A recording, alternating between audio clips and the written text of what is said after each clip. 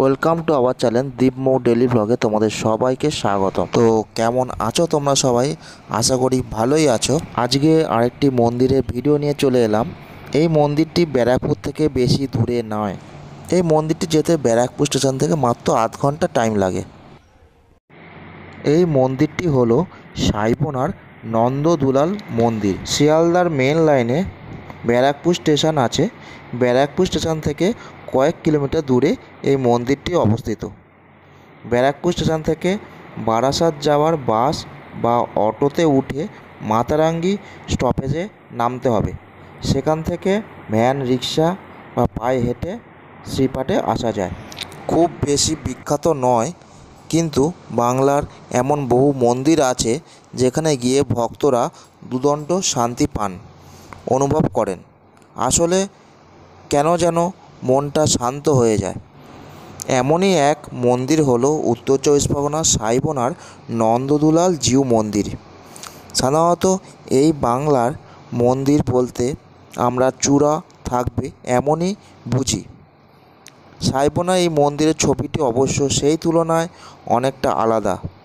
এক ছাদ সমতল দালান পূর্বমুখী, গর্ভগৃহে কাঠের মঞ্চে রাধার ধাতব মূর্তি আর কৃষ্ণের কষ্টিপাথরের মূর্তি রয়েছে। এই মূর্তি নাকি অতি প্রাচীন। ভক্তদের দাবি, ষোড়শ শতকের।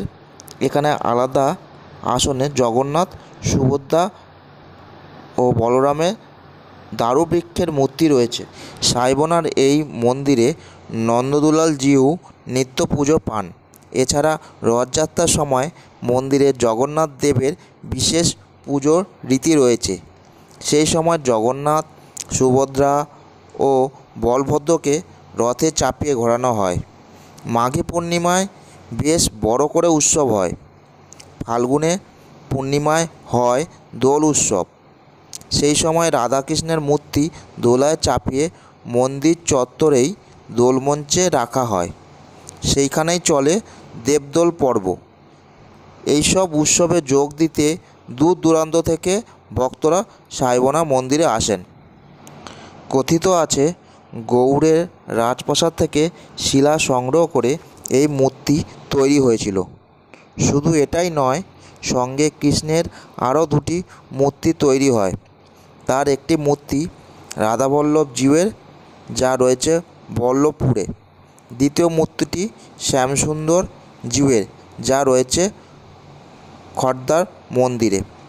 ভক্তদের বিশ্বাস, একদিনে এই তিন মূর্তি দর্শন করলে আর পুনরায় জন্ম নিতে হয় না। সঙ্গে সূর্যোদয় থেকে সূর্যাস্তের মধ্যে উপবাস থেকে দর্শন করলে গৌরাঙ্গ, নিত্যানন্দ ও অদ্বৈত মহাপ্রভুর দর্শন হয়। এখানে নাট মন্দির সহ গোটা মন্দির চত্বর পাঁচিল দিয়ে ঘেরা রয়েছে। মন্দির চত্বরে প্রবেশের পর ডান দিকে রয়েছে দুটি আটচালা মন্দির, যেখানে রয়েছে শিবলিঙ্গ।